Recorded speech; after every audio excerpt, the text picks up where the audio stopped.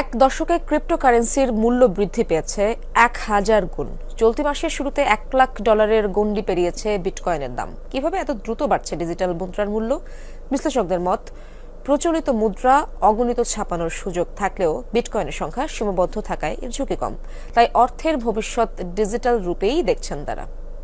Shea butter ও vitamin E সমৃদ্ধ lily glam beauty soap. Lily, always beautiful. একসময় ঘোর বিরোধী থাকলেও এখন ডিজিটাল মুদ্রা বিটকয়েনে আস্থা ফিরছে বিভিন্ন দেশে। বিটকয়েনের রিজার্ভ তৈরির গ্রিন সিগন্যাল দিয়েছেন মার্কিন নবনির্বাচিত প্রেসিডেন্ট ডোনাল্ড ট্রাম্পও, যার ফলে লাফিয়ে লাফিয়ে বাড়ছে দাম। Hello, Bitcoiners. Thank you very much. Hello, it's good to be with you. গত সোমবার ইতিহাসে প্রথমবারের মতো $1,07,000 ছুঁয়েছে বিটকয়েনের মূল্য।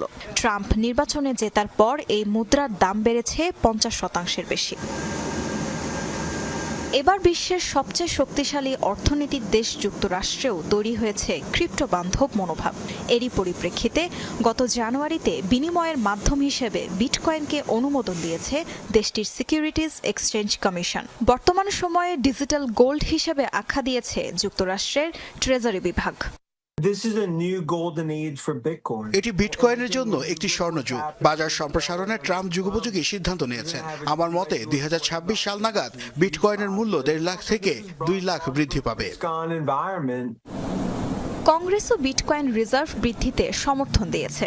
5 বছরের প্রাথমিক পরিকল্পনা অনুযায়ী প্রতি বছর 2 লাখ বিটকয়েন কিনবে ওয়াশিংটন এবং তা জমা থাকবে 20 বছরের জন্য।